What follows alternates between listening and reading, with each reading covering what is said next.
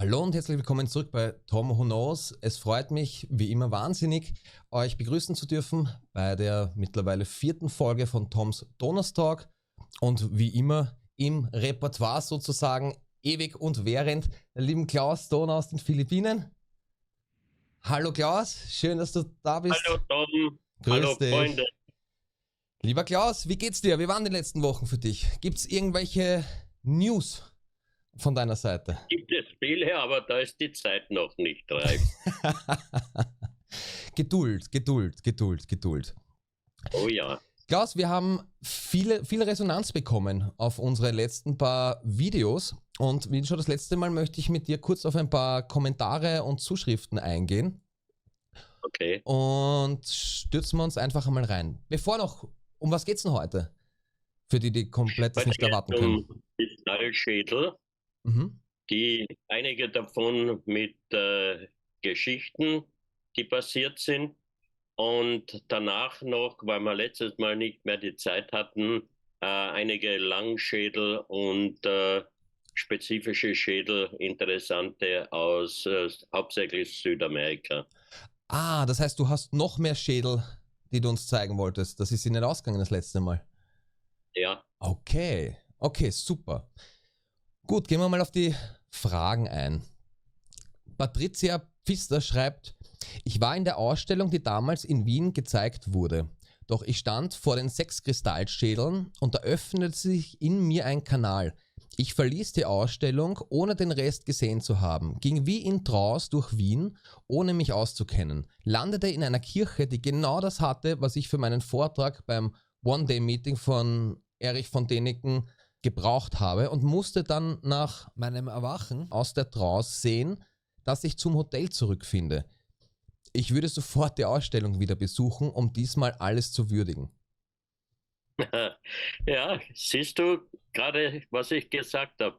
Da gibt es einige Geschichten über die Kristallschädel. Also hast du da mehr Feedback bekommen? Ich meine, du wirst ja auch sicher viele spürige Leute und Medien und so weiter da gehabt haben. Hat es da andere Geschichten gegeben, ähnliche? Ja, ja. Magst du eine teilen davon? Ja, das kommt dann im Laufe des Vortrags. Ah, okay, super. Spitze, spitze. Würde mich noch interessieren, wer waren, gibt es viele unter euch, die bei der Ausstellung damals waren? Schreibt es mal in die Kommentare, das würde mich sehr interessieren. Der Fabian schreibt, die Fußabdrücke sehen meiner Meinung nach unecht aus, also unnatürlich wie gemalt oder gedrückt.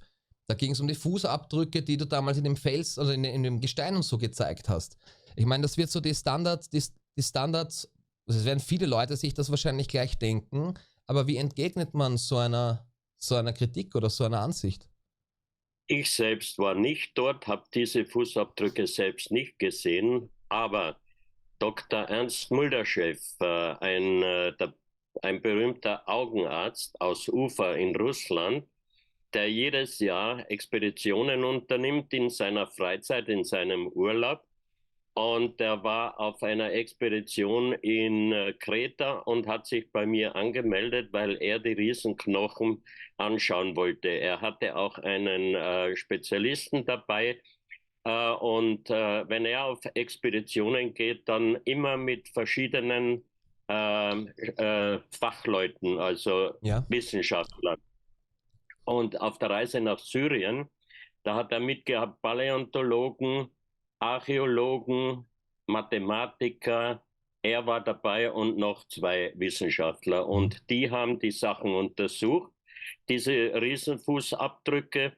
Und die Fotos habe ich von ihm bekommen dann nach seinem Besuch in Wien. Ja. Und er hat mir auch erzählt, sie hatten kleine Proben von diesem Material, in dem die Fußabdrücke drinnen sind, mitgenommen nach Russland, untersuchen lassen. Und das ist definitiv kein gewachsener Stein, sondern künstlich. Mhm. Und die haben die Fußabdrücke mit Wasser gefüllt, damit man sehen konnte, dass quasi jemand mit beiden Füßen in der Erde stand oder in diesem Material, Ja. dann einen Ausfallschritt mit dem rechten Fuß nach vorne machte und um wieder zurückzukommen, ist dann deutlich erkennbar, dass die Ferse tiefer gegangen ist, weil man ja zwecks der Balance, wenn man zurückgehen will aus einem Schritt nach vorne, muss man ja automatisch die Ferse etwas belasten. Also das sind die Informationen, die ich vom Dr. Mulderschef bekommen habe, und er ist sicherlich ein seriöser Wissenschaftler, ne? Der Okay. Arzt. Sind dort eigentlich auch andere also gibt es da nur diese paar Dritte, weil wenn, sag ich mal, dort jemand herumgelaufen ist, gibt es die dort auch noch? Gibt's mehrere von dem Typ oder Das sind das nur ein paar? Ich glaube nicht. Mir ist nichts davon bekannt und auch ich habe keine weiteren Fotos gesehen. Und wie Okay, gesagt, ich selbst war auch nie dort. alles klar. Aber ich verlasse mich in dem Fall schon auf Informationen von seriösen Leuten. Mhm. Und angeblich sollen diese Fußabdrücke durch türkisches Bombardement zerstört worden sein. Ja, ja, ja, ja, ja. Danke an der Stelle an Fabian, ja. Also wir gehen ja gerne auf jegliche Feedback oder Fragen oder sonstiges ein, ja, soweit wir es können, sofern es halt nicht auf Wienerisch gesagt saudeppert sind, ja. Also Ja. wir ziehen ja alle am gleichen Strang und es geht ja um was geht's nicht, ja, sondern wir wollen ja im Austausch mit euch alle gemeinsam sein, ja, dass wir das gemeinsam schaffen. Dann schreibt ein weiterer User, hochinteressant, nur schade, dass spannende Inhalte zurückgehalten werden. Wozu damit warten? Ich weiß nicht, auf was das da jetzt abzielt. Ich glaube, da geht es um die Philippinen-Geschichte. Da habe ich generell so gemerkt, dass manche Menschen, und das war ja in mir auch so drinnen, dass die nicht ganz die Einblicke haben, warum man grundsätzlich wartet mit Informationen. Ich sage, hey, ich habe was gefunden, ganze Welt, da habt ihr es. Kannst du das Erfahrung vielleicht ein bisschen das Verständnis oder unterstützen bei denen, die es halt nicht wissen, wie sowas rennt, ja? Oder nicht Wichtige rennt? Informationen, Tom, wichtige Informationen gebe ich dann raus, wenn sie abgeschlossen sind. Ich gebe keine halben Informationen raus, prinzipiell nicht, weil dann heißt es wieder, was erzählt er, wenn er dann nicht weiter weiß. Ne? Ja, ja.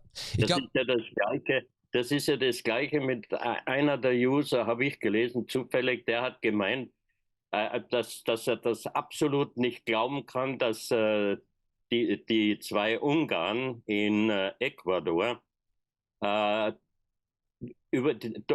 vor Ort Untersuchungen gemacht haben und festgestellt haben, dass dort noch zwei Skelette liegen, warum die nicht sofort ausgegraben haben. Berechtigte Frage, weil das denkt sich ja jeder gleich, ja?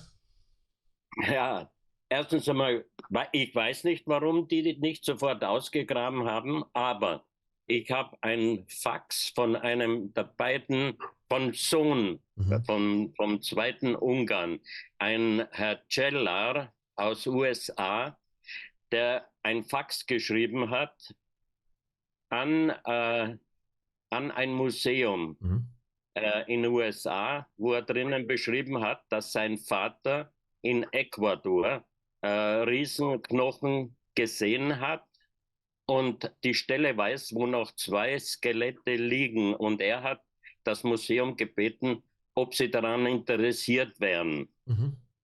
Weiter habe ich dann nichts mehr gehört und ich weiß, dass dort noch nicht gegraben wurde. Okay. Also das ist wieder die Erklärung, warum die zwei Ungarn, warum der eine Ungar nicht sofort dort graben begonnen hat. Das war deshalb, weil er kurz danach einen tödlichen Unfall hatte. Also, und der zweite, Cella, der hat wahrscheinlich nicht die finanziellen Mittel oder was immer gehabt. Jedenfalls, seinem Sohn hat er einige Knochen vom selben Skelett, von dem auch ich einige Knochen habe, seinem Sohn übergeben. Und er dürfte wahrscheinlich auch schon verstorben sein, weil sein Sohn eben dieses Fax geschrieben hat. Und das war ungefähr, ich glaube, um 1998, dass das Fax geschrieben wurde. Ja, okay. Vielleicht dann habe ich eine weitere Bestätigung vom Carlos Wacker, vom Priester, und 9 Leute aus der Umgebung dort, die auch bestätigt haben, dass sie dabei waren, wie der Pater diese Knochen ausgegraben hat. Danke dir für die vielen Informationen. Was ich nur von meiner Seite aus sagen kann, aus meiner begrenzten Wahrnehmung, ich bin jetzt seit 10 Jahren in so Themen drin, habe mit vielen Leuten gesprochen und so, Ich dachte auch am Anfang so von wegen für das Kollektiv und raus und schnell und so weiter. Das ist aber wirklich nicht so, weil ich habe, sei es mit dem Klaus oder mit dem Heinrich Kusch oder mit anderen Leuten, die gar nicht bekannt sind, wirklich gesprochen. Wenn man was findet, ist es nicht so einfach. Erstens einmal hast du mit Altertumsbehörden und so weiter zu tun und so, ja, das ist einmal Schritt eins. Es will eh keiner mit dir arbeiten. Du findest nicht Leute, die mit dir arbeiten wollen. Du findest schon gar nicht die Finanzierung, was das kosten würde. Und da geht es aber nur noch ums Bergen und Co., ja. Dann auch jemand geschrieben, auch da, ich habe mit Heinrich Kusch auch telefoniert vor ein paar Tagen. Da haben wir kurz uns unterhalten um das Thema der Verunreinigungen der Proben oder der Dinge, die gehoben werden. Weil er hat gesagt, ab dem Moment, wo du diese Artefakte ausgräbst, dann sind sie kontaminiert, dann kannst du die ganzen Tests und so weiter können alle verfälscht sein. Das gehört normalerweise höchst professionell gemacht. Und viele der Artefakte haben ja teilweise schon eine lange Reise hinter sich und so. Es ist alles nicht so einfach, wie man sich das vorstellt in unserer Wunschvorstellung. Ja.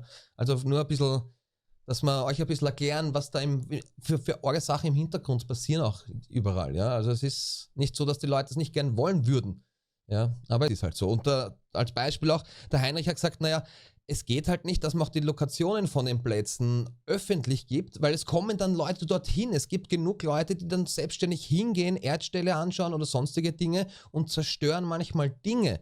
Ob das jetzt mutwillig ist oder weil sie helfen wollen und das analysieren wollen und kratzen oder hauen den Stein ab und so weiter, das geht so nicht. Das ist unprofessionell und so kommt man halt nicht ans Ziel. So, weiter im Text.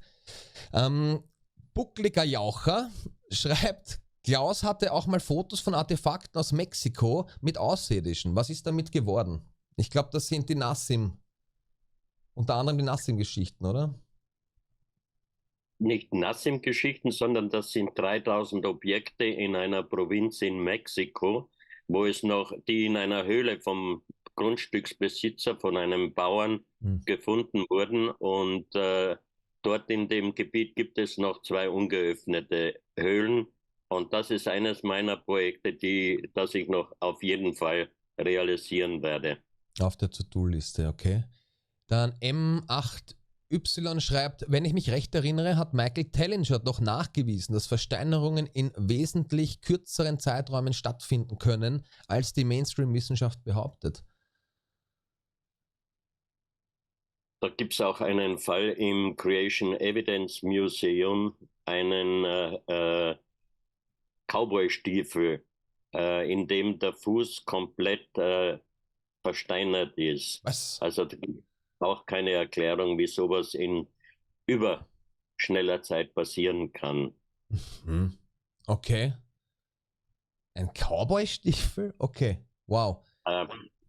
Ein texanischer Cowboy-Stiefel mit einem Fuß drinnen, mit Fußknochen und der ganze Fuß quasi versteinert. Okay. Okay. Gehen wir weiter. Da habe ich sogar einige Fotos davon. Ich meine, ich will da jetzt nicht in das eingehen. Mir hat einmal jemand, den ich sehr schätze und da höre ich zweimal hin, wenn der mir irgendwelche Tipps gibt.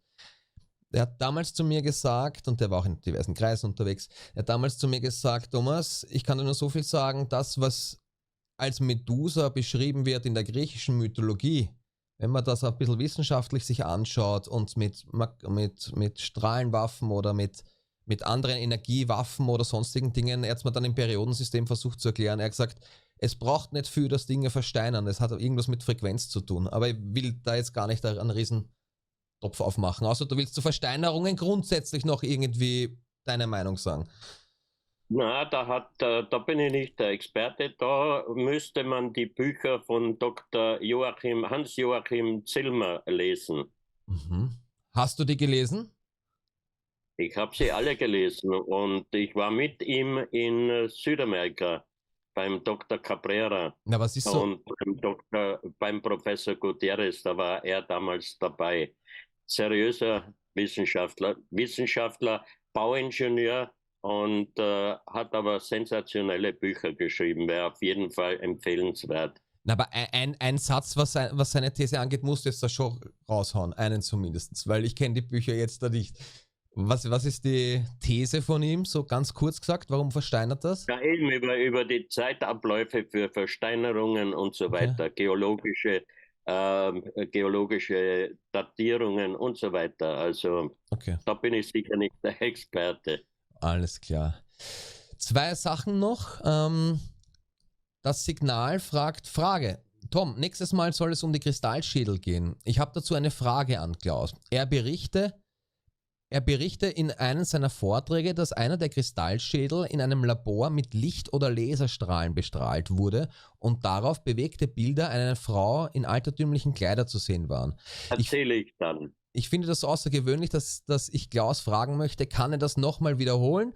Gibt es dazu bereits mehrere Erkenntnisse? Wurde in dieser Richtung weiter geforscht? Danke, ihr zwei lieben. PS. Klaus soll heile wiederkommen, die Welt braucht ihn und dich, Tom, natürlich auch. Also, Klaus, komm nach Wien zurück.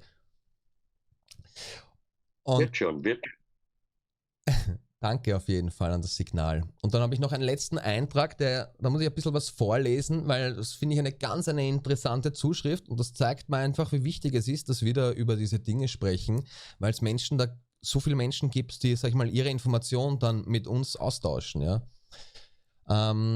Hamir Left heißt der User.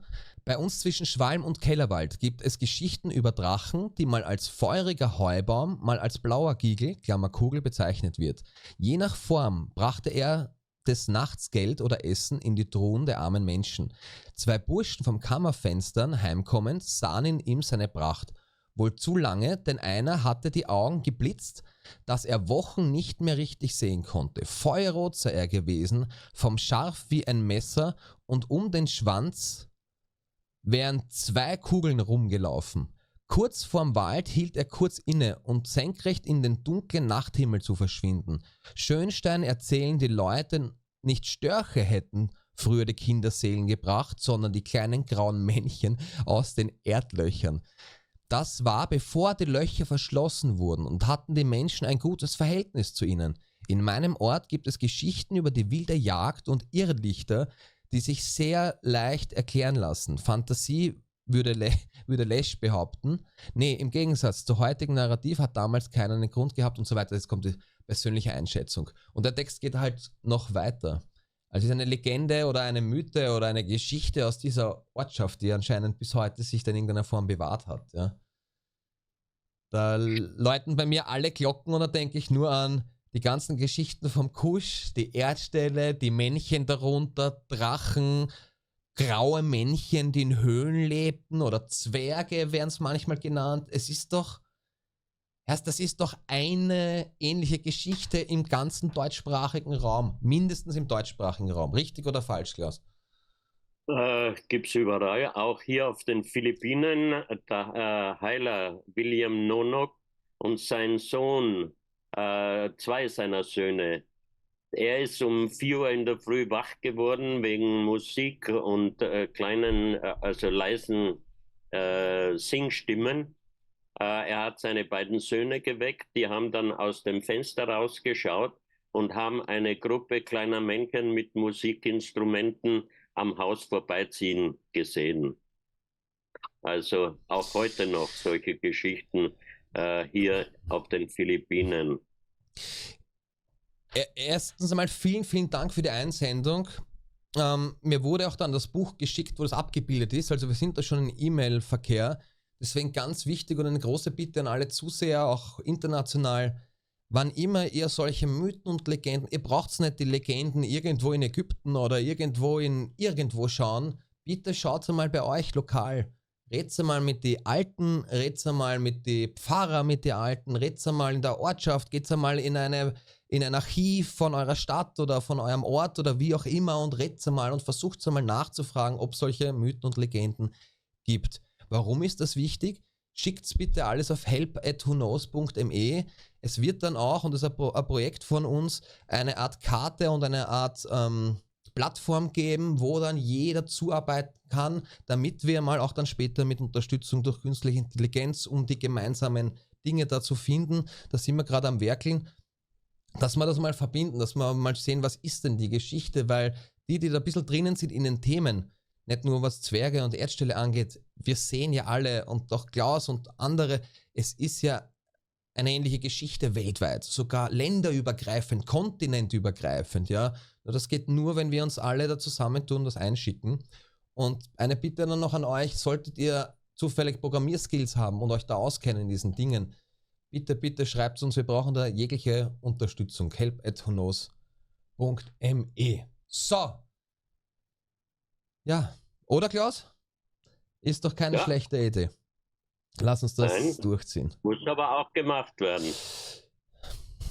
Ja, ich traue mich zu behaupten, dass in meinem Kopf Dinge gereift sind die letzten 10 Jahre. Da sind Lösungen rausgekommen, aber ich packe das halt nicht allein und wir packen es auch nicht zu zweit. Wir brauchen da die Unterstützung der Community einfach. Und jetzt springen wir endlich rein. So. Kristallschädel. Warum sind Kristallschädel immer so wichtig und beliebt und in allen Filmen und so weiter? Warum ist das ein Kristallschädel? Warum ist das wichtig? Warum kein Holzkopf? Oder warum immer Kristallschädel, Klaus? Ja, da gibt es viele Geschichten darüber. Einige Erlebnisse habe ich selbst gehabt, beziehungsweise Freunde von mir.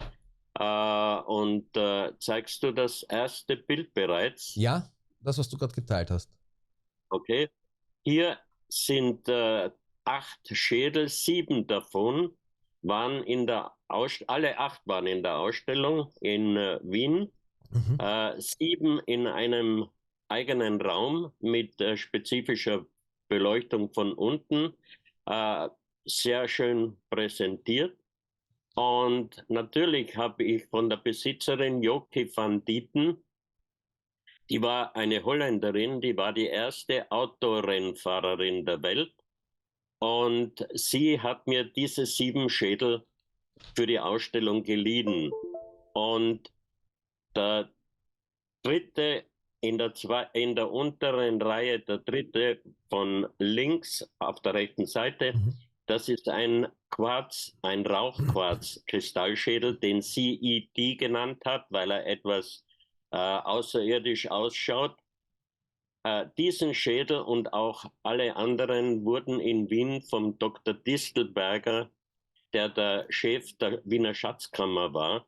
Leider ist er vor einigen Jahren verstorben. Er war ein guter Freund von mir, da er mit mir mehrmals in Japan war, als ich die großen Kulturausstellungen aus Österreich in Japan organisiert habe. Und da war er mit Leihgaben aus der Kunstkammer. Und somit haben wir uns befreundet. Und er hat mir den Gefallen getan und hat mir diese Schädel alle 7 untersucht und hat festgestellt, dass alle 7 nicht mit moderner Technologie bearbeitet wurden. Vor allem beim großen Rauchquarzschädel, den hat er sehr lange untersucht. Der wurde laut Joke van Dieten in Guatemala von einem Bauern bei Feldarbeiten ausgegraben. Den hat er sehr lange untersucht. Hier sieht man eine Nahaufnahme von diesem Schädel. Er hat festgestellt, dass der Schädel mit einem spitzen Gegenstand in die Rohform geschlagen wurde, da er noch ganz feine Einschlagstellen feststellen konnte. Und dann wurde er vermutet mit Quarzsand bearbeitet, also geschliffen, weil er Kratzspuren im Kristall auch feststellen konnte. Laut seiner Aussage ist dieser Schädel mindestens über 500 Jahre alt, da in kleinen Einkerbungen des Schädels Ablagerungen gefunden wurden von ihm, die sicherlich erst in über Jahrhunderten entstehen. Also dieser Schädel ist auf Garantie ein original echter zentralamerikanischer Kristallschädel. Dr. Distelberger hat eben alle untersucht und hat wirklich bestätigt, dass die 7 im Besitz von der Joke van Dieten alte Schädel sind. Auf jeden Fall alte und nicht mit moderner Technologie bearbeitet.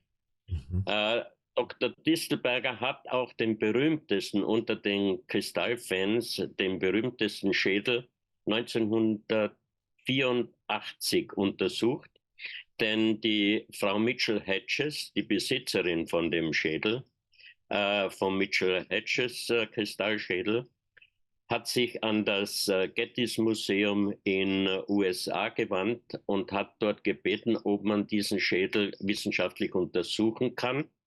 Und das Gettys Museum hat Frau Mitchell-Hedges gesagt damals, es gibt nur einen wirklichen Spitzenexperten, der bekannt ist für Kristallobjektuntersuchungen.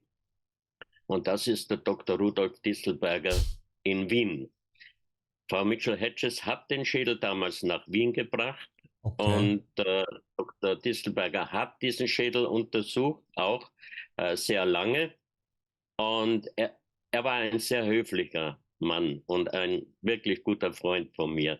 Und er hat damals zur Frau Mitchell-Hedges gesagt, ich bin der Meinung, dieser Schädel wurde Ende 19. Jahrhundert in Idar-Oberstein angefertigt. Idar-Oberstein ist ein Ort in Deutschland, der berühmt ist für Kristall- und Edelsteinbearbeitungen. Mhm. Also da, Frau Mitchell-Hedges hat dann den Schädel auch im Hewlett-Packard-Institut untersuchen lassen, die ja speziell für Technologien sind. Und die haben dann festgestellt, dass dieser Schädel entgegen der kristallinen Form bearbeitet wurde, was unmöglich ist. Als ich das Dr. Distelberger erzählt habe, hat er nur gelacht und hat gesagt, wie hätten dann die Miseroni-Brüder schon im 18. Jahrhundert in Italien wunderschöne, übergroße Drachen, Schwäne, Vasen aus Bergkristall bearbeiten können. Ja. Wenn der Schädel nicht normal bearbeitbar ist, das wäre ja auch nicht möglich. Also ich bin der Meinung, Hewlett-Packard ist zwar ein super Institut für Technologie, aber was die Bearbeitung für Kristallsachen anbelangt, ich glaube, dass da der Dr. Distelberger schon der bessere Experte war. Was ist deine persönliche Meinung zu den, oder machen wir mal weiter, zeig mal den Rest bitte. Es wurde auch behauptet, der muss von Aliens bearbeitet worden sein, weil man heute nicht in der Lage wäre, so einen Kristallschädel mit abnehmbarem Unterkiefer herzustellen. Mhm. Stimmt nicht, weil eine Fernsehstation hat einen sehr bekannten chinesischen Kristallschleifer beauftragt, einen Schädel genauso quasi ein Duplikat wie den Mitchell-Hedges Schädel herzustellen, was ihm perfekt gelungen ist. Also auch hier wieder der Beweis, dass es nicht unbedingt Aliens gewesen sein müssen, die den Mitchell-Hedges Schädel hergestellt haben. Dann was das nächste ist, Energien. Ich habe viel schon früher über Energien der Kristallschädel gehört. Ich habe selbst meine Erfahrungen damit gemacht. Und zwar wiederum mit dem Dr. Distelberger.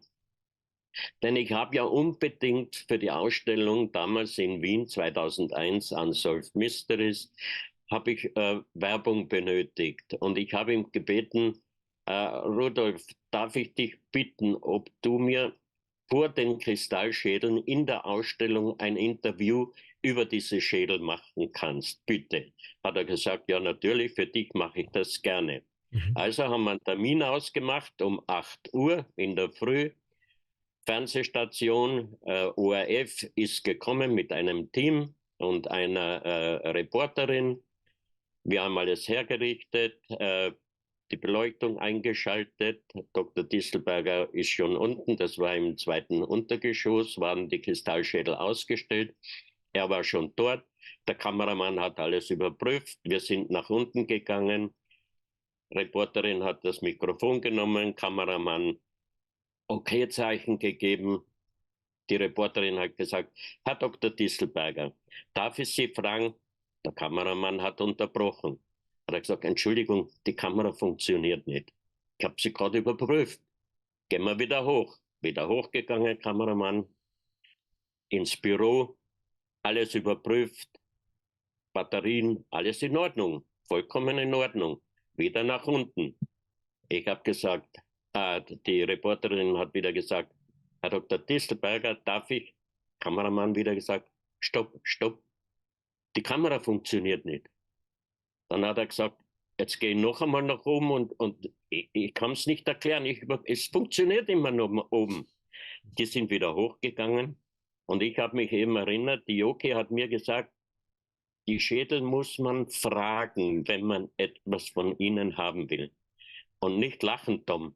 Ich war alleine unten, habe mich zu den Schädeln umgedreht und habe gesagt, bitte, bitte, bitte lasst das Fernsehteam funktionieren. Ich brauche die Werbung. Die sind wieder runtergekommen, Kamera eingeschaltet, Licht. Herr Dr. Distelberger, darf ich Sie fragen, was Sie über dieses bla bla bla, hat das Interview komplett durchgeführt. Es hat funktioniert. Was sagst du dazu? Ich meine, Also selber war ich überrascht, aber zweimal nicht funktioniert und das dritte Mal, nachdem ich gebeten habe, bitte lass die Kamera funktionieren, hat es funktioniert. Das war das erste Erlebnis. Dann gehen wir weiter mit Erklärung über die anderen Schädel auch. Das ist ein Schädel aus Aquamarin. Ich werde später noch mal kurz auf die Geschichte eingehen, dann, wenn wir die Schädel durch haben, okay? Okay, aus Aquamarin, auch im Besitz von Joki van Dieten. Hier eine Vorderaufnahme davon. Und wo sind die her? Gibt es da eine Geschichte, wo das genau gefunden? Dieser Schädel, soweit ich von Joki van Dieten auch erfahren habe, wurde von Indianern im nördlichen Kolumbien gefunden. Aber wahrscheinlich der Ursprungsort von diesen Objekten ist unauffindbar, weil man es gar nicht mehr weiß, weil es durch so viele Hände gegangen ist, oder? Weil es unrealistisch. Wahrscheinlich. Schwer festzustellen, wo tatsächlich der erste Fundort war. Von diesen Schädel nannte sie Shui Ting Ar. Der wurde, Moment, das habe ich mir aufgeschrieben, Jade und wurde im 18. Jahrhundert in der Mongolei, in der südlichen Mongolei gefunden. Ist aus Jade. Auch zu diesem Schädel hatte ich meine Erfahrungen. Wir hatten 2006 die Ausstellung in Interlaken im Mystery Park. Hier waren wieder die 7 Schädel repräsentiert. Und unter der Woche hat mich Karl Zempt, das ist ein wirklich sehr guter quasi Hellseher aus der Schweiz, hat mich angerufen. Ich war in Wien, weil ich war ja nicht die ganze Zeit in Interlaken, und hat gesagt, Klaus, wann kommst denn du das nächste Mal nach Interlaken? Habe ich gesagt, warum?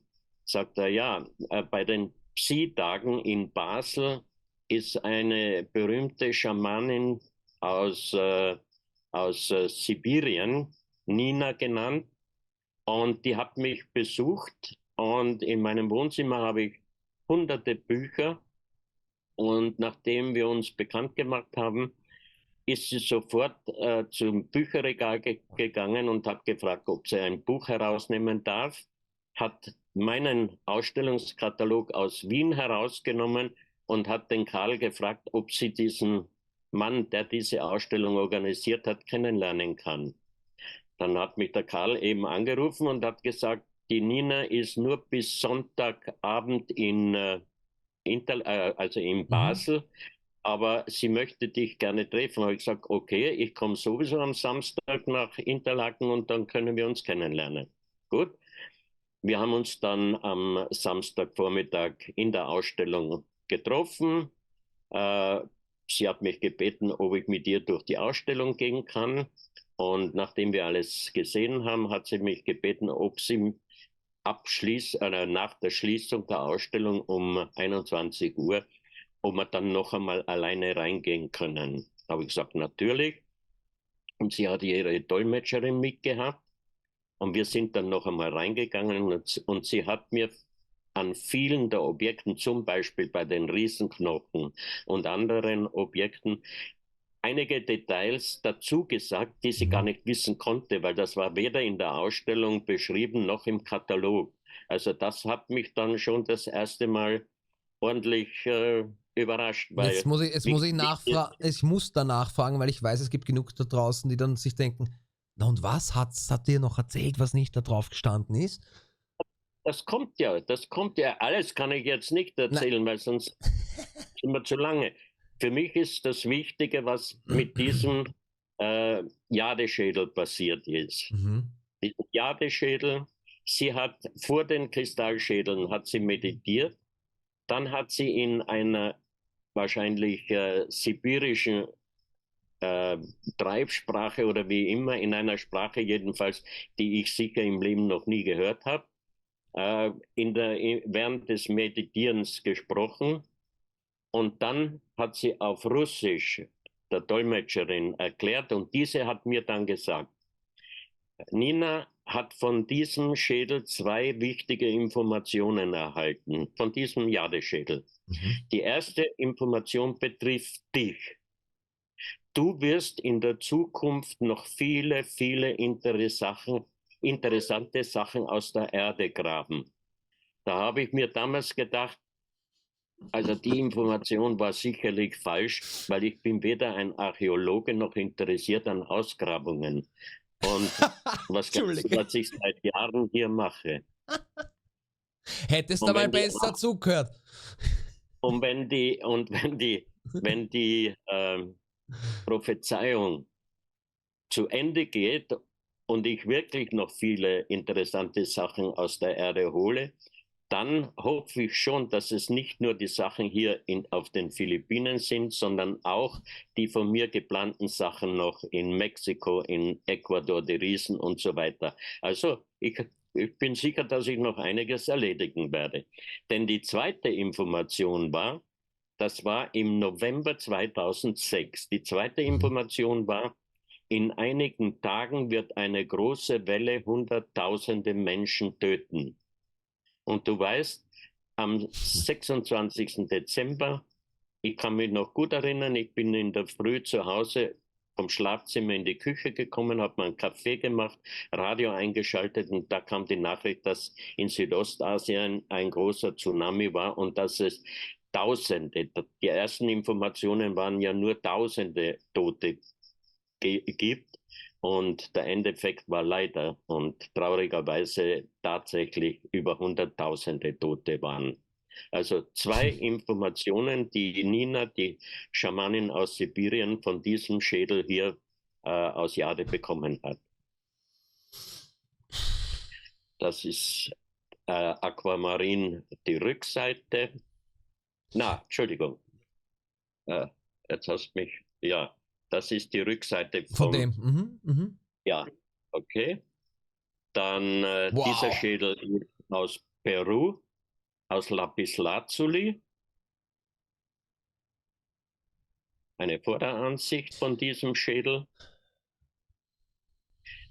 Dieser Schädel wurde außerhalb von Kiew gefunden, wurde von ihr Baby Louvre genannt, Hm. weil die Ortschaft Louvre 1710, gab es Informationen, dieser Schädel wurde 1710 in der Ukraine gefunden, Okay.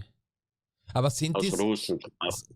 sind da bei den ganzen Sachen Tests gemacht worden oder gibt es da eigene Erkenntnisse zu jedem oder hast du überhaupt die Information? Welche Was? Tests willst du bei Kristallschädeln Ja, das machen? frage ich dich.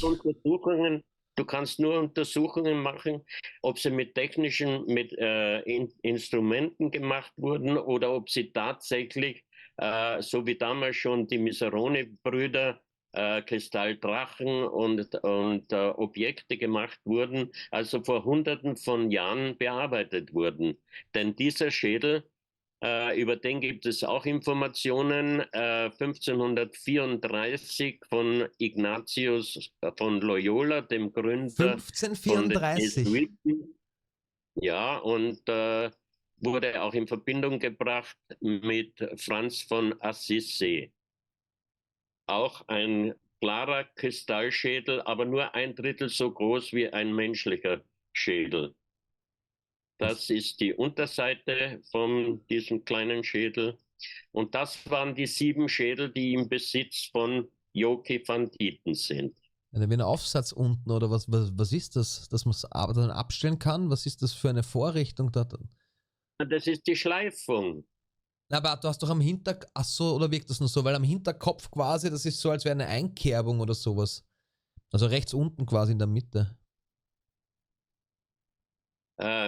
Tom, um anhand von Fotos, habe ich dir schon mehrmals gesagt, Analysen zu machen, finde ich unseriös.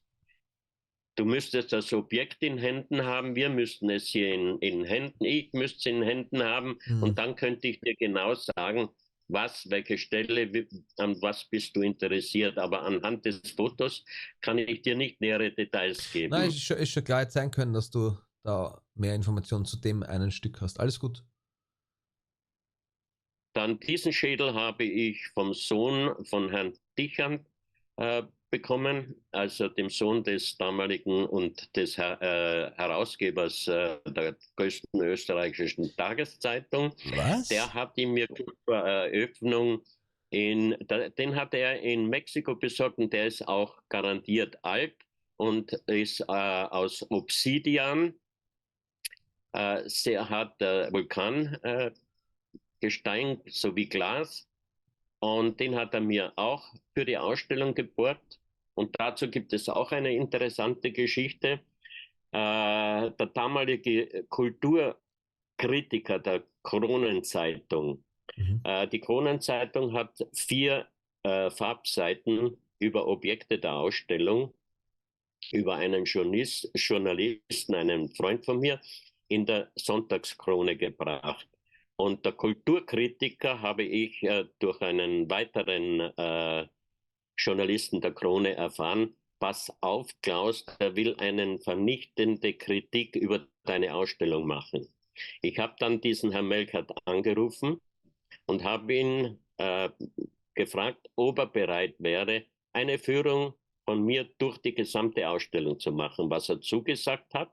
Und danach hat er tatsächlich entgegen meiner meisten Erklärungen eine komplette vernichtende, ganzseitige Kulturkritik in der Kronenzeitung gebracht. Dass wir quasi Betrüger sind, die Leute betrügen und so weiter. Ich habe dann Herrn Dichert angerufen, den Chef selbst. Die Sekretärin hat mich mit ihm verbunden. Und das Erste, was Herr Dichert zu mir gesagt hat, Herr Donner, ich weiß über diesen Bericht. Ich biete Ihnen sofort eine ganze Seite als Erwiderung. Und ich habe von Krone-Journalisten gehört, Herr Dichand hat nie jemandem anhand eines Artikels eine Entgegnung gratis in seiner Zeitung machen lassen. Aber wahrscheinlich hat der Sohn, der ja mit mir quasi in der Ausstellung Stunden beim Aufbau verbracht hat, erzählt, wie gut die Ausstellung ist, wie wirklich sensationell. Und deswegen hat es dann einen großen Disput von Herrn Dichand mit diesem Kulturkritiker gegeben. Ich meine, ich will da jetzt nicht ins Detail gehen, aber ich finde schon einmal arg, dass der Herr Dichand sich dafür interessiert. Ja, aber das Wichtige ist, die negative Kritik findet man heute noch im Internet. Die positive Entgegnung der Kronenzeitung findet man nicht im Internet. Okay. Aber ich muss schauen, ob ich es aus dem Archiv bekomme. Da stand nämlich dann in der negativen Kritik von Herrn Melchert stand unter anderem zum Beispiel, mir fällt jetzt nur ad hoc eine Sache ein. Die wollen uns die Nomolis, diese Steinfiguren, die kommen dann in einem weiteren Vortrag, die in Sierra Leone gefunden wurden, die wollen uns diese Nomolis als etwas ganz Besonderes, Unerklärliches vorstellen. Dabei ist es ganz einfach, die Erklärung. Man weiß zu wenig darüber. Kannst du dir vorstellen, ein Kulturkritiker schreibt, die wollen uns etwas Sensationelles vorstellen, als etwas nicht Erklärbares ansäuft. Und die Antwort ist ganz einfach, man weiß zu wenig darüber. Also wirklich lächerlich. Ne? Ja. Aber so ist es eben. Mich Ne? überrascht, dass der Herr Dichand sich für solche Dinge überhaupt interessiert. Das überrascht mich jetzt sogar positiv. Also anscheinend gibt's, man glaubt es vielen Leuten vielleicht nicht, aber da interessieren sich mehr Leute zu so Themen als uns, ja. Finde ich gut, finde ich stark. Ja. Ja, ich war damals, das hat natürlich wehgetan. Wie heißt es so schön?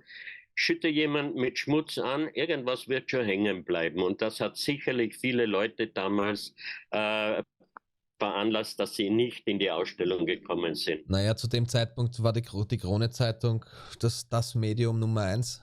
Ist ja Ja, das und Verhältnis da zu eine heute gar nicht mehr. ganzseitige negative Kritik über eine Ausstellung, das wäre normalerweise tödlich. Ne? Das ist noch einmal dieser Bei der nächsten wird es auf Schädel. jeden Fall besser und größer. Das bin ich überzeugt.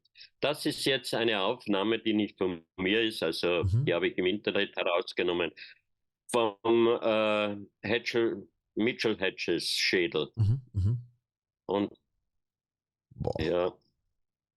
Und das ist eine Aufnahme zum Beispiel von einem Drachen aus Bergkristall, von den Miseroni-Brüdern Ende 18. Jahrhundert in Italien hergestellt. Also wie wäre das möglich gewesen, einen Drachen, der entgegen der kristallinen Form herzustellen? Natürlich ist es möglich, weil sonst wäre auch der Schädel nicht möglich gewesen. Und hier ein Löwenschädel, auch aus Bergkristall. Beide Objekte unter anderem aus dem Kunsthistorischen Museum, aus der Schatzkammer. Ah, mein Freund! Dieser Schädel ist das ist auch etwas ganz, ganz Besonderes. Und zwar habe ich den von Nassim Haramein in Deutschland bei einem Kongress, bei einer Kongressveranstaltung hat er mir diesen Schädel überreicht und hat gesagt, ich kann ihn für eine der nächsten Ausstellungen bekommen. Besitzen würde ich ihn sowieso nicht wollen, denn laut Aussagen von Nassim Haramein hat der Besitz, der Kauf dieses Schädels jedem Käufer bis dato Unglück gebracht. Und der letzte Käufer hat ihn an Nassim gegeben und Nassim hat ihn mir eben für eine kommende Ausstellung zur Verfügung gestellt. Dieser Schädel hat nach Aussagen von feinfühligen Leuten eine starke, starke Energie. Und ich habe diese Ausstrahlung an einem Freund von mir selbst in Wien erlebt. Ich habe den Schädel immer in meinem Schlafzimmer auf einer Anrichte, der schaut genau zu mir ins Bett, er ist wie ein Freund von mir. Und ich schlafe immer sehr gut. Also jetzt habe ich ihn schon lange nicht gesehen und wenn ich jetzt nach Hause komme, werde ich ihn wieder sehen. Und zwar habe ich meinen Freund eingeladen, der wusste nichts über den Schädel, aber er ist sehr spirituell und vor allem, er ist einer der höchsten, rangmäßig höchsten Shinto-Priestern in Österreich, in Europa. Es gibt nur 2 Franzosen und ihn als Österreicher. Also er ist Shinto-Spezialist und sehr, sehr feinfühlig, also energiefühlig. Und wie wir im Wohnzimmer am Tisch gesessen sind, hat er auf einmal mit den Beinen Nippen angefangen. So, da habe ich mir gedacht, wieso ist er so nervös, ne? Und auf einmal hat er zu mir gesagt, Klaus, was hast denn du in dein Haus? Sage ich, Helmut, was soll ich in mein Haus haben? Sagt er, du hast etwas mit einer total starken Energie. Ich spüre das ja. Sag ich habe nichts im Haus. Dann hat er gesagt, ja, du musst was haben. Ich spüre ja die Energie. Da habe ich überlegt und habe gesagt, oh, vielleicht der Schädel. Ne? Bin hochgegangen ins Schlafzimmer, habe ihn herausgeholt und bevor ich runtergekommen bin, da geht es um die Ecke, der konnte den Schädel noch gar nicht sehen. Wie ich zur Treppe gegangen bin, hat er schon gesagt, ja, das ist es, ich spüre schon. Und ich bringe den Schädel runter und stelle ihn vor ihn auf den Tisch. Dann ist er gleich mit dem ganzen Stuhl zurückgegangen und hat gesagt, boah, was ist das für eine Energie, ne? Hast du den bei dir im Haus die ganze Zeit? Na, sag ich, ja, der ist bei mir im Der Schlafzimmer. schlaft mit Warum? mir. Sagt er, ja, ich könnte nicht einmal 10 Minuten schlafen bei der Energie. Also das ist das Erste. Das Zweite, Spring nochmal zurück, ich Klaus. Du habe ihn, bist angekommen, glaube ich, auf der Tastatur. Ist ein Foto gesprungen. Musst eins zurückdrücken. das ist die Schädelseite. Das ist die jetzt von demselben Ach so, verzeih Kristallschädel. mir. An der Oberseite äh, ist das Gesicht, siehst du? Aber führ mal deine zweite Geschichte aus, die Also du gerade hier anfangen der wolltest. Mund, die Nase, hier die Federn, Quetzalcoatl, der gefiederte Gott. Den Schädel habe ich mitgenommen auf eine Konferenz nach Paris, obwohl mir da nicht wirklich ganz wohl war, weil ohne Zollpapiere so etwas ins Ausland zu bringen und dann wieder zurückzubringen und vor allem im Flugzeug, im Handgepäck, das ist ein bisschen eine heiße Geschichte. Da hat mir aber eine sehr spirituelle Frau in Wien gesagt, mach dir keine Sorgen, der Schädel schützt sich selbst. Habe mir gedacht, okay, wenn sie mir das sagt, ich hoffe, es stimmt. Und habe ihn mitgenommen zur Konferenz. Bei der Einreise überhaupt kein Problem, durch den Scan durch, alles okay. Bei der Ausreise, Stopp. Und dann hat die Diskussion begonnen und da habe ich circa 20 Minuten mit den Zöllnern diskutiert, damit ich dann tatsächlich den Schädel wieder mitnehmen durfte. Und das zweite Mal war dann in Japan und die japanischen Zöllner, das weiß ich von meinen Ausstellungsorganisationen aus Österreich in Japan, die sind strenger als streng. Mhm. Aber nachdem ich in Paris schon kein Problem hatte, im Endeffekt habe ich gedacht, nehme ich ihn mit nach Japan. Bei der Einreise wiederum kein Problem. Bei der Ausreise stopp, sofort 3, 4 Zöllner um mich herum gestanden, auspacken die Tasche. Ich habe den Schädel herausgenommen, dann woher ich den habe, wieso ich den habe, ob ich Papiere mit habe. Denke ich mir, oh Mann, jetzt ist es aber kritisch. Ne? Und dann haben sie telefoniert. Dann kam der Chef der Zollinspektoren, kam der Chef, dem habe ich dann meine Visitenkarte gegeben und habe ihm das Prospekt für meine Konferenz in Osaka in die Hand gedrückt. Er hat das angeschaut, hat den Schädel angeschaut, hat gesagt, Sie haben eine Konferenz über Unsolved Mysteries gemacht? Sage ich ja. Über Schädel und andere Sachen? Sage ich ja. Sagt er, hier haben Sie meine Namenskarte. Wenn Sie das nächste Mal wieder einen Vortrag in Japan haben, rufen Sie mich bitte an und alles in Ordnung. Ich habe den Schädel wieder eingepackt und durfte das Flugzeug betreten. Ja, es Also der gibt Schädel überall. schützt sich selbst. Und das dritte Erlebnis in Paris, das habe ich vergessen vorhin, da war auch Humboldt's Man, einer der bekanntesten Elders der Mayas, war dort. Und wir sind am ersten Abend in der Lobby gesessen. Dann hat mich die Veranstalterin gebeten, ob ich so lieb bin und Humboldt's Man den Schädel zeigen kann. Habe ich ihn heruntergebracht. Humboldt Man war wirklich geschockt, hat sich dann ein Band um die Stirn gebunden und hat dann circa 10 Minuten meditiert über den Schädel und hat dann zu mir gesagt, das ist einer der wichtigsten Schädel auf dieser Erde. Also, Ich durfte ihn ja schon ein paar Mal treffen, den Herrn da ohne Namen, diesen Schädel, ja. Ich bin ja kein spüriger Mensch, wahrscheinlich geht es mir so ähnlich wie dir, ich bin ja kein spüriger Mensch, aber es ist eher die Art und Weise, wenn man dem Schädel in die Augen schaut. Also es ist schon sehr, und ich habe auch Zuschriften bekommen, wie wir unser erstes Interview geführt haben damals, wo du mir den in deinem Wohnzimmer damals gezeigt hattest. Da habe ich einige Zuschriften bekommen, die gesagt haben, Tom, ab dem Moment, wo du diesen Schädel in die Kamera gehalten hast, ist eine Energiewelle gekommen oder die wüstesten Geschichten, ja. So, ab dem Moment, wo die Kamera quasi in den seine Augen geschaut hat, so wow. Also, es ist ein sehr interessantes Ding auf jeden Fall. Und diese genau, und ich habe, ich bin gespannt, was dann noch rauskommt. Die Geschichte mit dem ist noch nicht vorbei, sagt mir mein Bauch. na, da kommt sicher noch einiges, ja. Dann der Schädel ist auch interessant. interessant. Der wurde in Bayern gefunden. Und zwar, Bayern. der war Bestandteil einer der letzten Züge, die aus Berlin 1945 die Berlin verlassen haben mit sehr, sehr wichtigen Sachen an Bord. Ich habe die Transportlisten und da stand unter anderem auch dieser Kristallschädel.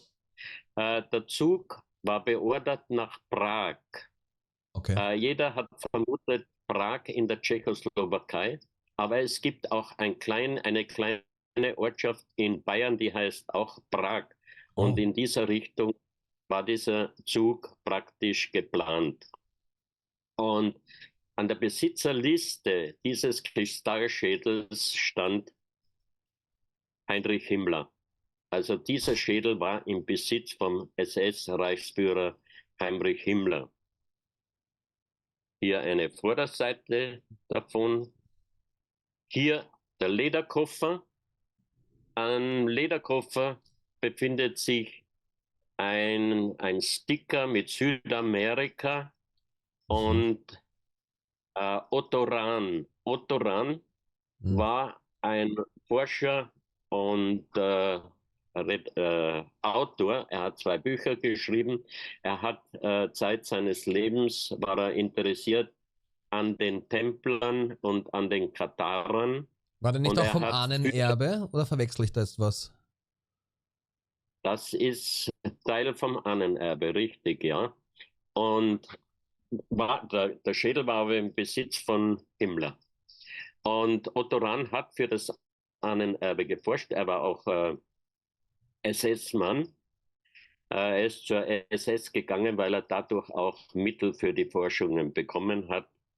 Und er hat sicherlich viele Forschungen in Rennes-le-Château in Frankreich gemacht und Montségur. Und hauptsächlich war er interessiert an den Templern und an den Katharern. Und diesen Schädel, das war sicher eine der letzten Untersuchungen von Dr. Distelberger. Leider ist er dann einige Wochen später nach einer sehr, sehr schweren Krankheit verstorben. Und ich gedenke heute noch sehr oft an ihn. Er war ein guter Freund. Und er hat diesen Schädel untersucht. Ein Beileid, Klaus. Auch dieser Schädel wurde nicht mit moderner Technologie bearbeitet, sondern mit einer Technologie, die in etwa vor 300 bis 400 Jahren schon Anwendung gefunden hat. Also es könnte sein, dass der Kristall aus Südamerika war, dass der Schädel aber eventuell von den Katharern oder von den Templern gemacht wurde oder in deren Besitz war. Unglaublich. Der Schädel war im Lederkoffer war diese Holzkiste, die innen mit weichem Material ausgepolstert war. Und so wurde er quasi transportiert. Ganz Noch einmal kurz. zurückzugehen und die Frage zu beantworten, wie diese Erscheinungen zutage getreten sind. Der Besitzer von diesem Schädel hat mit 2 Technikern verschiedene Versuche mit Ton und Licht an diesem Schädel gemacht. Und auf einmal hatten alle 3 Erlebnisse von dreidimensionaler wie Hologrammansichten. Eine war von einem, Moment, jetzt muss ich kurz nachdenken, wie die Erzählung war. Eine war von, ich glaube, von Pyramiden. Irgendwas, ich habe im Kopf ein Kondor und irgendeine Süd- oder so amerikanische ja, genau. Frau oder was, gell? Ein Kondor und eine südamerikanische Frau, die geschlafen hat, dann auf einmal die Augen geöffnet hat und schockiert auf die 3 Leute geschaut hat. Das andere war ein Reiter auf einem Kamel in der Wüste. Und der Besitzer hat mir gesagt, also im ersten Moment hat er geglaubt, jetzt wird er verrückt, nicht? Aber Gott sei Dank haben die anderen beiden, seine Freunde, das auch so miterlebt. Und was ihm dann aber noch nachher passiert ist, wochenlang immer wieder kamen dann eine Art Schrift, eine unbekannte Schrift vor seinen Augen in verschiedenen Farben und danach hat er immer wieder sehr, sehr starke Kopfschmerzen gehabt. Also das waren die Erlebnisse mit diesem Schädel. Lass mich 2, 3 Sachen kommentieren kurz dazu, bitte. Ja. Erstens, ich habe ja auch, wenn nicht, wie formuliere ich das jetzt, dass das jetzt richtig, dass nicht falsch verstanden wird. Ich habe ja auch viele Recherchen gemacht, speziell wenn es um das ging, was die Nazis damals versucht haben zu erforschen. Da gibt es ja so viele Verschwörungstheorien und Co. Und ich will das jetzt auch gar nicht werten. Es geht auch nicht um die erste Rasse oder diese ganze Scheiße, ja, sondern mir war nicht bewusst, wie tief die Nazis oder die Wissenschaftler, die für die Nazis gearbeitet haben, weltweit versucht haben, die Templer, die Katharer, die Atlanter, die waren bis in Ägypten, die haben so viel Urgeschichte recherchiert, warum, wieso, weshalb, um ihre Ziele zu rechtfertigen. Um das geht es gar nicht. Aber das hat mich echt überrascht. Ich glaube, wir unterschätzen, was für Wissen die Deutschen damals generiert haben und wo das Wissen heute ist. Beziehungsweise die Erkenntnisse daraus. Weißt, das ist so, die haben ja Forschungsprojekte gehabt. Der Valery Uvarov habt das auf meinem YouTube-Kanal gesehen, vielleicht vor 2 Wochen. Da haben wir einen Vortrag von vor vielen Jahren mal veröffentlicht, der ein bisschen anschneidet. Es ist ja Wahnsinn, wie tief involviert die Nazis oder die Deutschen oder wer auch immer da war, und das ganze Wissen ist weg. Also wir wissen nichts, ja, da gibt es einen Kristallschädel. Erst der Himmler hat, was macht der Himmler mit einem Kristallschädel? Weil ihm langweilig ist, dass er das am Tisch stehen hat. Das ist, ich habe viele Fragezeichen einfach noch, ja. Magst du da irgendwas dazu sagen? Ja, das ist immer dann ein sehr heißes Projekt, ne? Weil dann rückt man sofort in die rechtsradikale Ecke, Wiederbetätigung und so weiter, was aber ein kompletter Schwachsinn ist, denn viele dieser Informationen, und die haben wahrscheinlich sicher sehr gute und viele Informationen gehabt. Ich habe auch von Valery viel darüber gehört, über die Forschungen, aber ich habe auch über meinen Freund Peter, einem Russlanddeutschen, der in Kanada lebt, in Verbindung mit einem russischen Techniker, Computertechniker aus dem Kaukasusgebiet, viele Informationen erhalten über die Forschungen vom Ahnenerbe im Kaukasus. Und ich habe Fotos erhalten, wo ein Mann mit einem großen Stein dargestellt ist und in dem Stein ist Hakenkreuz eingraviert 1942. Und dieser russische Techniker hat uns mitgeteilt, dass eben LKWs von den Gebirgsjägern, die damals dort eingesetzt waren, mit Ahnenerbe-Leuten einige Lastwagen mit Sachen abtransportiert haben. Und dort in diesem Gebiet wurde ja nicht mit Bomben gearbeitet. Also da wurden keine Flugzeuge eingesetzt, sondern das waren Gebirgsjäger mit russischer Infanterie, die dort gekämpft haben. Ja. Aber dort in dem Gebiet habe ich Fotos bekommen mit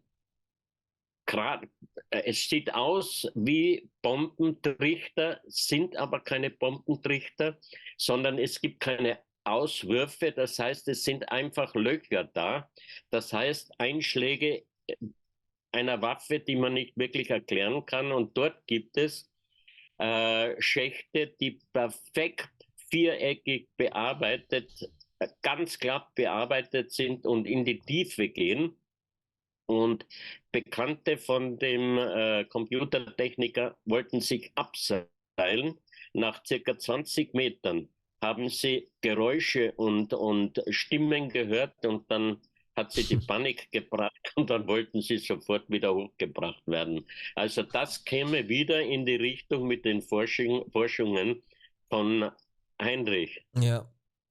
Ja, es ist, ich denke mir echt so, lieber Gott, werden wir jemals dieses Wissen oder diese Zeit zumindest extrahieren können, ja, weil es ist so, man darf nicht hingreifen, man darf nicht reden, man darf schon gar nicht, ich will ja nichts mal in Frage stellen, sondern weißt, es gibt, ich weiß nicht einmal, ob es verboten ist oder nicht, aber ich habe mal im Netz, ich glaube, es ist die von der Thule-Gesellschaft, auch so ahnenerbemäßig, die haben wie so, wie sagt man da, Zeitschriften rausgebracht, jedes Monat oder in regelmäßigen Abständen, wo so Sachen drinstehen wie, ja, wir waren jetzt in Dänemark, wir haben diese Runen erforscht und diese Runen erforscht und das heißt das und das, wir waren da in München bei irgendeinem uralten Bauernhaus und im Keller haben wir irgendwelche Schriftdinger gefunden. Die haben das öffentlich, also das war das war wie Zeitschrift, die damals anscheinend zur Verfügung war. Heute ist das alles, ich weiß nicht, ob es verboten ist oder nicht, aber alleine nur, da ging es nicht nur um die Juden zu verfolgen und diese ganzen Und wir haben grauslichen noch Geschichten. einiges zu Ja, zeigen. Entschuldige, das wäre eine eigene Ja, Sendung wert in Wahrheit. Ja, ich glaube, da könnte man 5 ja, Folgen ja. füllen mit dem Thema. Dann diese 3 Schädel stammen aus Brasilien, sind auch Schätzomotive um 1700 erzeugt worden. Mhm. Einzelaufnahmen dieser 3 Schädeln. Also bei der nächsten Ausstellung habe ich kein Problem, 13 Originalschädeln zusammenzubekommen. Und der Quetzalcoatl-Schädel, den ich äh, bewahren darf, der wird sicherlich im Zentrum stehen dann. Dieser Kristallschädel ist innen hohl, stammt aus der Sammlung aus dem Höhlengebiet des Bauern, der die 3000 Artefakte mit UFO- und Alien-Darstellungen gefunden hat. Unter anderem wurde auch dieser Kristallschädel dort gefunden. Hier sieht man, dass der auch innen hohl ist. Was die Kristallschädel betrifft, da kann ich noch für Interessierte eine kurze Information geben.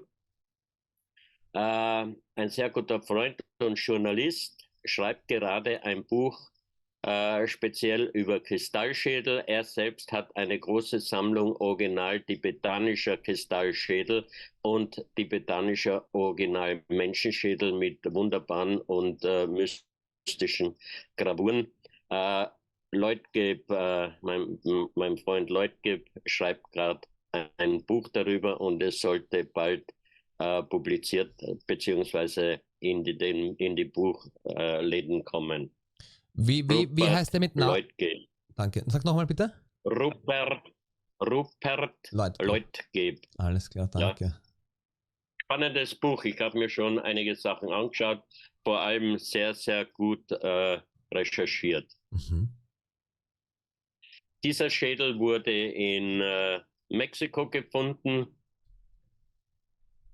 Seitenansicht davon und Rückansicht davon wurde bei Ausgrabungen gefunden. Ist das eine Pyramide? Warte mal. 1, 2, 3, 4, Ja. 5, 6, 7, 8, 9 Stufen. Okay.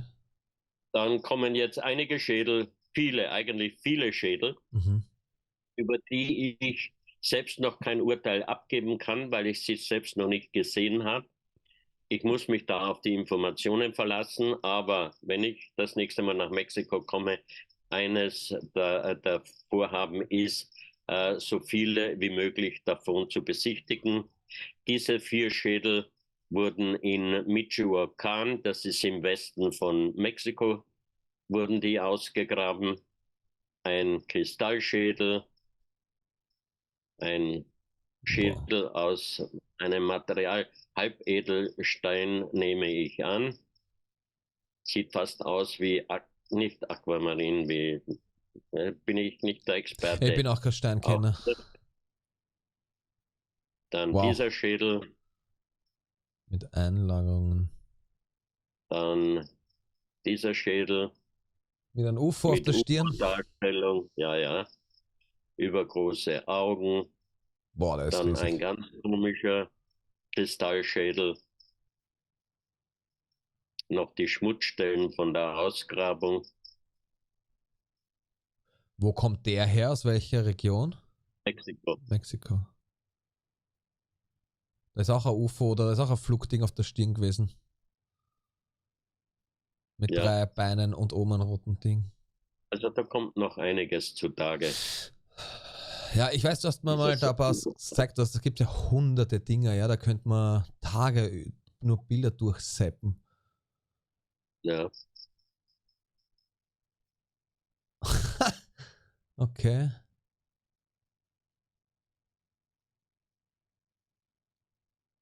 Und die sind aus direkten Quellen jetzt die Fotos, die du da zeigst, oder Bitte? sind das direkte Quellen quasi, von denen du da die Fotos erhalten hast, oder wo kommen die jetzt daher? Sind das Bekannte von dir, oder? Größtenteils direkte Quellen, aber einige über Freunde. Mhm.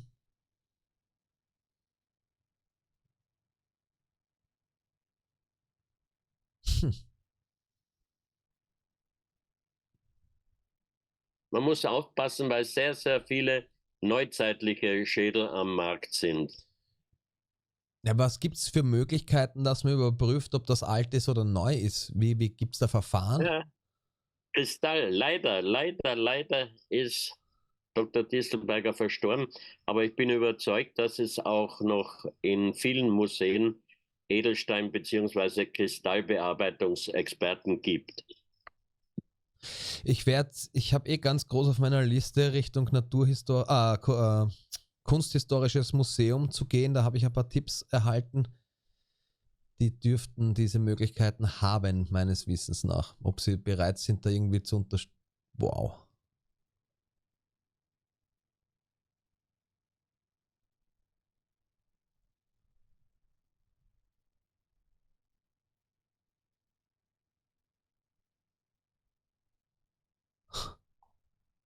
Ich habe auch Videoaufnahmen direkt von Grabungen, wo sie Schädel herausholen aus dem Erdreich. Ja, das wär vielleicht spannend, wenn es das nächste Mal oder solche Sachen zeigst. Ich glaube.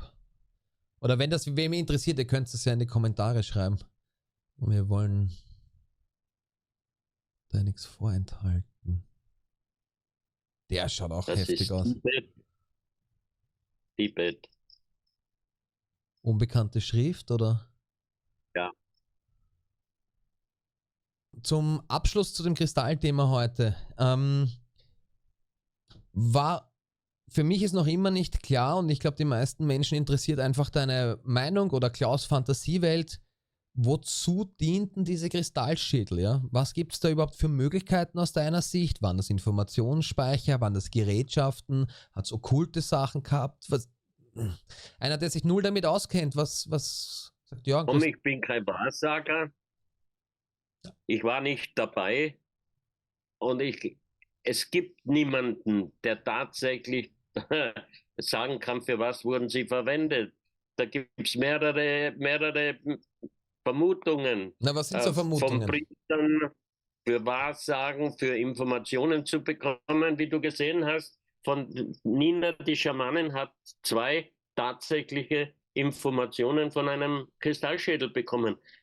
Informationen, wahrscheinlich, es gibt ja jetzt Forschungen, dass Chips hergestellt werden aus Kristall, die um ein Vielfaches mehr an Aufnahmefähigkeiten haben. Ja. Es wird ja mit Kristall gearbeitet, Informationen. Und wie der eine Freund von mir mit seinen 2 Kollegen festgestellt hat, kommen wie Hologramminformationen aus dem einen Schädel heraus. Das heißt, vermutlich, und ich bin überzeugt, dass Kristall nimmt ja sehr viele Informationen auf und speichert Informationen. Nur wir wissen zum Großteil noch nicht, wie man diese Informationen herausnehmen kann. Nehmen wir nur eine CD her, eine moderne CD her. In 100 Jahren wird man wahrscheinlich nicht mehr möglich sein, weil es keine CD-Player mehr gibt, die ja jetzt schon sehr selten sind. Also Gutes Beispiel. vielleicht wurden von einer früheren Hochtechnologie bereits Kristallschädel verwendet, um Informationen zu speichern. Wer weiß. Im menschlichen Schädel, es befindet sich das Gehirn. Das Gehirn nimmt alle Informationen auf und speichert Informationen. Vielleicht war es quasi die Darstellung eben. Okay. Damit gebe ich mich zufrieden. Damit gebe ich mich zufrieden mit der Ausführung. Gut, Klaus, lass Schön uns. wäre, wenn wir mehr darüber erfahren könnten. Es gibt natürlich Leute mit Fähigkeiten, so wie die Nina damals, die einfach durch Meditation in der Lage sind, Kontakt mit diesen Informationen aufzunehmen und diese weiterzugeben. Beziehungsweise der Schädel aus Jade war sogar in der Lage, selbst Informationen herzugeben, die aus der Zukunft sind. Mhm. Mhm. Mhm. Also das geht so weit in Parapsychologie, also Ja, Klaus, es, nimm's mit. ich sage immer, ich habe das schon öfter gesagt, ich war bis nach der Ausstellung der größte Skeptiker dieser ganzen Sachen überhaupt. Und nachdem ich eben einige Sachen erlebt habe, muss ich nur sagen, okay, ich weiß nicht wie, ich weiß nicht was, ich akzeptiere es einfach. Es gibt Sachen, die man nicht erklären kann. Deshalb hieß ja auch meine Ausstellung und wird auch wieder heißen Unsolved Mysteries. Ja, danke. Nimm's mir nicht übel, Klaus. Aus meinem Netzwerk bist du der sich da am meisten auskennt. Na, wen soll ich denn fragen als erster, wenn nicht dich? Und du hast so viel Erfahrung und Geschichten. Du hast ja so ein inneres, ja, du hast ja so ein Bild circa, egal ob Beweis oder nicht. Deswegen, ich werde da auch immer wieder nachbohren. Das bin ich den Zusehern verpflichtet. Ich bin's doch schon gewohnt. Macht da nichts vor. Ja, Du ja. fragst mir manchmal ein Loch im Bauch Na und sicher. weißt wahrscheinlich im Vorfeld schon, dass ich das nicht beantworten kann. Ja, mir geht's ja auch nicht, ob du das beantworten kannst. Mir geht's um Klaus Mystery Fantasiewelt. Hypothetisch, thesisch, wie auch immer, ja. Nein, ich will aber nicht fantasieren, sondern ich will die Realität erklären. Ja, aber ab und zu hilft die Fantasie weiter. Ja, ja, die Fantasie im Hintergrund, aber die Tatsache im Vordergrund. Beide Seiten sollten besprochen werden. Danke, mein Lieber. So, machen wir weiter. Ja, also, dieses Foto wurde in Ica gemacht. Dort gibt es das Reich-Museum. Das war ja die Dame, die jahrzehntelang die Nazca-Linien geforscht hat. Mhm. Und Maria Reiche. Und also in ihrem Namen wurde eben ein kleines Museum gemacht. Und dort wurden eben diese Langschädel, die in der Umgebung Ica gefunden wurden, ausgestellt. Also Deformationen gibt es auf der ganzen Welt, wo Schädel praktisch deformiert wurden. Auch hier auf den Philippinen, in Mindanao, in Butuan, waren wir bei einem Vortrag eingeladen und bei einer Reise, bei einer Sightseeing-Reise wurden uns eben Grabstellen der Ureinwohner von Mindanao gezeigt und da waren auch mehrere Schädel dabei mit Deformationen. Dann auch Schädeln mit Trepanationen, also das sprich Schädeloperationen. Also das zeigt, dass damals die Leute schon in der Lage waren, Gehirnoperationen vorzunehmen und zwar auch gelungene. Dann bei einigen dieser Schädeln kann man sehen, dass die offenen Schädelknochen wieder zugewachsen sind. Also die Leute haben diese schweren Operationen teilweise überlebt. Dann müssen sie ja damals schon gewusst haben, wie das funktioniert mit dem Hirn. Das ist ja nicht nur die Schädeldecke aufmachen, die müssen ja wissen, was sie da tun, wozu wir so. Okay, Fragezeichen, Fragezeichen. Ja, das eben, das okay. ist schon sehr, sehr gut. Also hier ein deformierter Schädel. Und bei dem hier frage ich mich selbst und auch schon mit Ärzten gesprochen, Deformation, ja, aber Deformation und eine Vervielfachung oder eine Verdoppelung der Knochenmasse, Ja. ob das möglich ist oder nicht, ich nehme eher an, nicht möglich.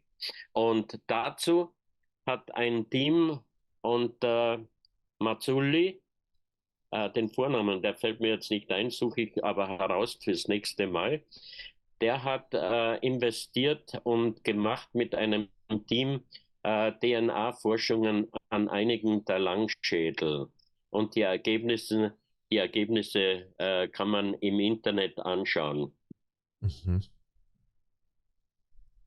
Auch dieser Schädel, da sind sogar noch an der Schädeloberfläche Haare vorhanden. Entschuldigung, das ist jetzt hier Haare und Haut ist noch vorhanden.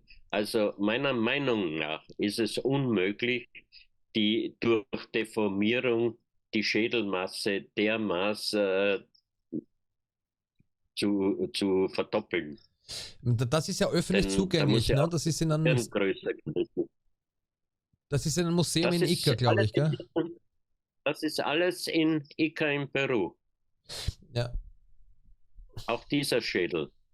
Da weiß ich nicht den neuesten Stand, da hat es viele Leute auch auf YouTube und so weiter oder Wissenschaftler gegeben, die das versucht haben zu untersuchen, auch in Kooperation mit denen, DNA, ich weiß nicht, was da alles rauskommen ist jetzt, weil das ist so, Ja. ja, wow, wie die ausgeschaut haben. Ich gebe die Links von Masuli, die Informationen für die nächste Sendung. Mhm, super. Hier zeigt man, wie die Deformation gemacht wurde. Dann mystische Schädel noch. Dann den Schädel hatte ich auch in der Ausstellung in Korea. Hier zeigt man, dass damals schon Zahnbearbeitungen gemacht wurde, also Goldeinlagen in die Zähne gemacht wurden. Dann Schädeln mit, wie soll ich sagen, anderen Schädelplattenlinien als bei Homo sapiens sapiens. Dann Boah. schwer zu erklären, wie dieser Schädel unten, der Originalschädel oben, ein Modell, wie dieser Mensch ausgesehen haben muss, ob man und wie man eine Schädeldeformation dieser Art machen konnte. Dann hier auch Originalschädel und Modellform. Dann Heilmethoden, dass ein Unterkieferbruch geheilt wurde. Okay. Dann Trepanationen verschiedener Art. Hast du die Fotos damals gemacht? Ich nehme an, du warst dort einmal drinnen. Einige habe ich davon selbst gemacht, die meisten, ja. Aber du warst schon einmal dort in der Gegend, nehme ich an, ne? Oder? Warst du schon mal in Ich Ica? war zweimal in dem Museum, ja. Wahnsinn. Zweimal im Maria Reiche Museum in Ica. Mhm. Danke. Auch eine Trepanation. Vor allem, wie haben, mit welchen Methoden diese Menschen die Schädelknochen bearbeitet. Das waren riesige Operationen. Und vor allem hier, Schon was wie gestanzt. wie wurde dieser Eingriff gemacht? Und das wäre zum Beispiel die Position des dritten Auges. Ne? Das schaut aus wie gestanzt oder so, was wie mit einem Dunk. Diese Ja. Dann hier, diese glatten Schnitte. Wie konnte man das machen? Kurze Frage, Klaus, zum vorigen Bild. Kann es nicht auch sein, dass die einfach wie bei einer Kuh, also exekutiert worden sind mit irgendeinem Gerät? Ist das auch wirklich, glaubst du, dass das eher Operation ist oder eine Hinrichtung? Weil ich bin mir nicht sicher, ob das eine OP ist, weißt du, wie ich meine? Das war sicher eine Operation und nicht eine Hinrichtung. Okay. Weil das sieht man an einem Schädel dann. Na, hier ist wie ausgefräst. Hier genau an derselben Stelle und der Knochen ist wieder zugewachsen. Also dieser Mensch hat überlebt. Also wurde es nicht für Hinrichtungen gemacht, sondern Operationen.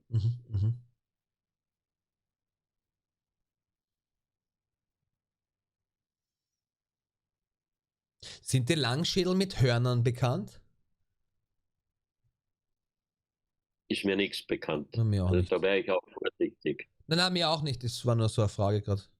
Jetzt tauchen immer wieder Fotos auf, wo ich mich wirklich frage, da fehlt mir der Beweis. Ne? War das jetzt richtig, dass das schön abgetragen, wie als wäre reingefräst oder sowas da bei dem Bild? Das war. So, da könnte man jetzt wieder sagen, haben die eine doch Hochtechnologie gehabt, die wir noch nicht haben oder die uns nicht bekannt ist? Mhm. Gibt es viele Fragen. Ne? Müssen nicht immer gleich die Aliens gewesen sein. Dann hier eine ganz außerordentlich komische Schädelverbindungen.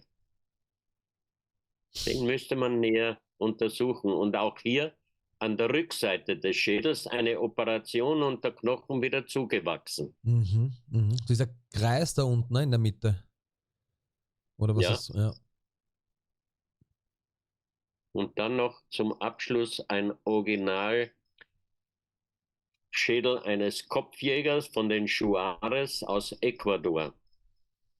Auch der war in Korea in der Ausstellung und wird auch wieder in Wien gezeigt, wie die Juarez, die damaligen Kopfjäger, die Schädel bearbeitet haben. Wow. So, meine Lieben, das war Folge Nummer 4. Ich möchte mich auch an der Stelle sehr herzlich bei dir und bei euch, bei der ganzen Community bedanken. Es ist viel Input von euch gekommen. Wir merken, dass euch das Format auch gefällt anhand der Aufrufe und der Interaktion. Wir haben viele Nachrichten bekommen. Ich möchte mich bei euch oder wir möchten uns für die Spenden auch bedanken und für diesen ganzen Support. Und wir werden jetzt einmal in die Winterpause gehen. Das heißt, es wird Anfang Jänner dann die nächste Folge geben. Und Klaus, wie lassen wir das Jahr Revue passieren mit Prediction aufs Neue? Jetzt, wo es in den Weihnachtsurlaub geht, in den Wohlverdienten. Den gibt's hier nicht. Hier gibt's nur Bam. Schade, Klaus. 24, 25 und danach wird wieder gearbeitet. Fein. Und ich möchte mich auch bei allen Zusehern bedanken. Herzlich bedanken. Bei allen Freunden, da meine ich auch die weiblichen Freunde, weil gendern werde ich mir mit 75 Jahren nicht angewöhnen. Für mich sind Freunde männlich und weiblich. Und ich bedanke mich bei euch allen und ich wünsche euch ein frohes Weihnachtsfest, ein geruhsames, einen guten Rutsch ins neue Jahr, auf dass es wieder viele gute und neue Informationen gibt und viele außerirdische und unerklärliche Artefakte auftauchen. Also das neue Jahr wird wieder vieles bringen. Ich wünsche euch alles Gute und danke. Vielen lieben Dank und in dem Sinne bis nächstes Jahr, frohe Weihnachten, habt eine schöne Zeit auch mit euren Verwandten und Familien und so weiter. Tut halt ein bisschen weniger streiten, weil ja, nützt die Zeit mit euren Lieben, die wir haben, und wenn wir euch unterstützen können, help@hunos.me. Vielen Dank für eure Arbeit, vielen Dank Klaus, danke auch noch einmal Klaus für das Vertrauen, was du mir gegenüber mitbringst und die Zeit, die du da investierst. Es ist schon wieder extrem spät bei dir und danke Klaus und danke euch und toi fürs nächste Jahr. Dafür sind Freunde da. Ja, oder mir fällt kein blöder Spruch ein, dass ich da wieder kontern kann. Ja, es ist Freunde, Freundinnen. Danke dir. Na, wirklich danke Klaus. Ihr müsst wissen, wir haben ein spezielles Verhältnis, wir zwei. Wir sind spezielle Freunde. Danke, mein Freund. Bis nächstes Jahr. Ciao.